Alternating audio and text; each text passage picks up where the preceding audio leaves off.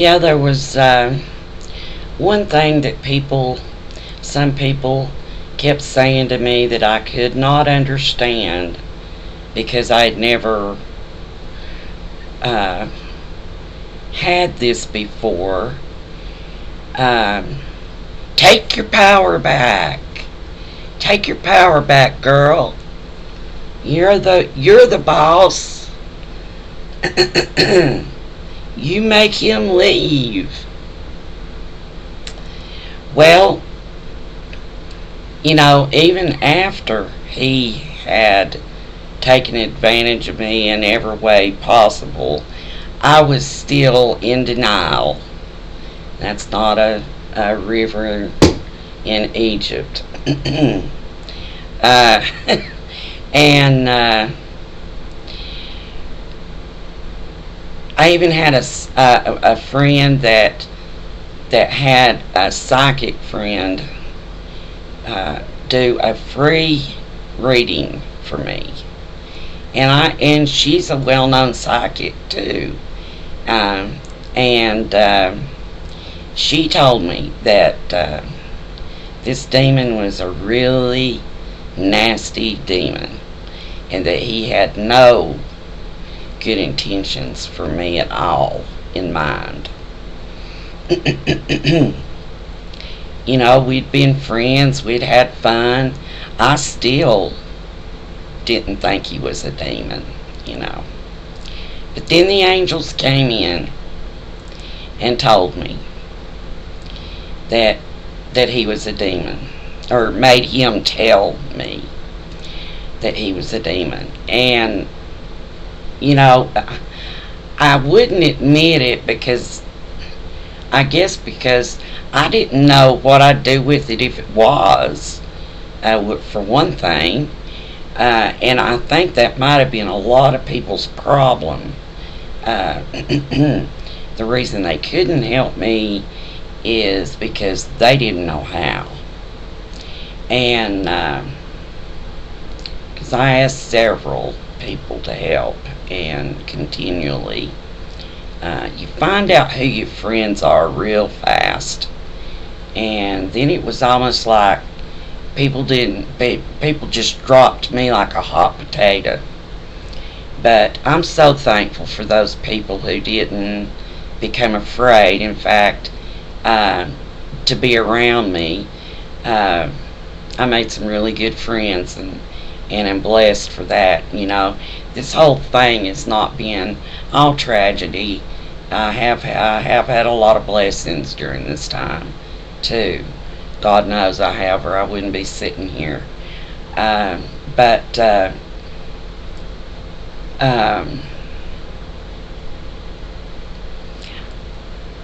if you are intending on doing astral projection or astral meditation, there's some really good ways to go about it. Just make sure before you start. There's a lot of people that really know their stuff too, that you really need to research and decide. Make some decisions before you start. Don't go into this blindfolded like I did, because you might get blindsided. You might get knocked upside of the head, and you weren't waiting on that. There's one thing that I am really, really discouraged about. The money making that's going on here. I don't know if there's any money being made or not. When you charge so much, especially during this time in our country, people are barely making it by, paying bills and buying groceries.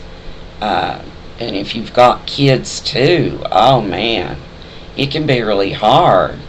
And so if you run up on a problem and you got to pay somebody $33 for a half hour conversation on YouTube, and you know that if I had got on there, it would have gone into more than a half hour.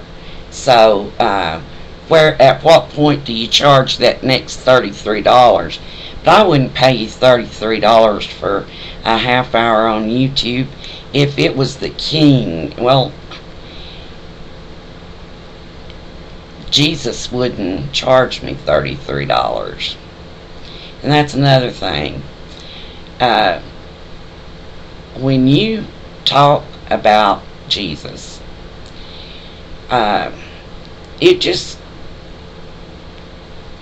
it's just the reverence that should be there, that when you speak his name, he's not the big J. I mean, he is the big J, but have some reverence.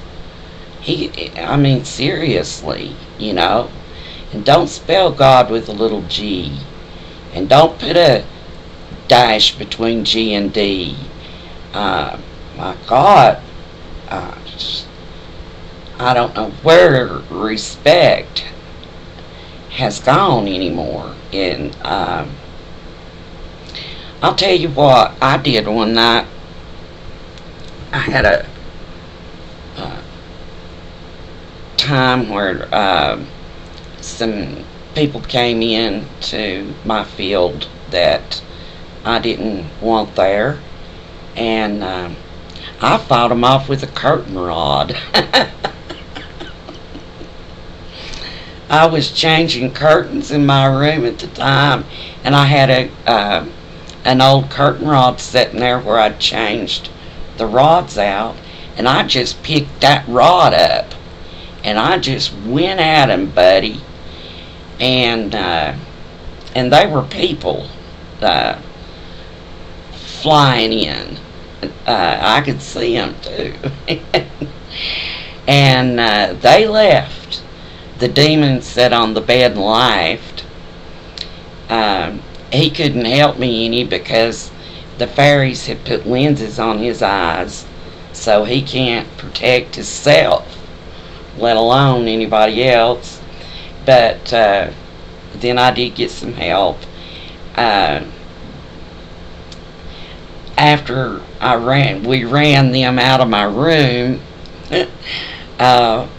We started our, meditation again, and then the next thing I know, those several of those, you'll see them if you ever have their bodies are like this, and then they have these long legs dangling, well, several of them came in. I figured they were from the ones I just ran off. So I've got one of those shark steamer teapot things that I used to clean with. I had that thing heated up because I'd been washing windows. And I went in there and got that steamer, and Bryce got a long hose on it. And I put it, it's got a shoulder strap, and I shoulder strapped that pot on, and I put it on lock where the steam comes out continually, and I held that hose up, and buddy, I run them demons out too with my shark steamer. That would have made a killer commercial. But I took that curtain rod, and my son's doing some welding for me on it. I found a crystal. Well, actually, it's a gazing ball, a little small, it's blue, gazing ball, and it's got a flange under it. It's supposed to be a butterfly bath, but it broke off and in the yard, so he's going to weld that onto my curtain rod, and I'm going to make that my wand and tie some ribbons and things on the ribbons from it and stuff. But I mean, I'll have maybe the cost of the ribbon in it, $777 for a limb, and some copper wiring. I can't hack. People don't have the money to eat. They don't have the money for gas in their cars. And this is going on. And they call it love and light. I'm sorry, but it's blasphemy. It is blasphemy. And I don't think God would be very happy about this. And I'll tell you what, if anybody jumps into my room or my house, they're going to get a battle. And it ain't going to be just for me. And I just want you guys to know that I know that can be done, because I have invited guys that can do that, and girls, to stop by, and I know it can be done. There's a lot that can be done that I never knew about before, but you come to my house looking for trouble, you will find it. You will find it. That's all I gotta say. And I'm gonna, stop that part of the conversation right there. It's not a threat. No, it's not at all a threat.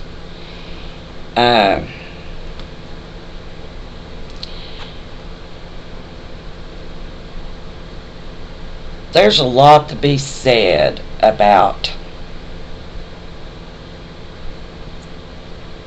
how you come across to others in your facial expressions, in your eyes, and people can see a lot about you through your eyes.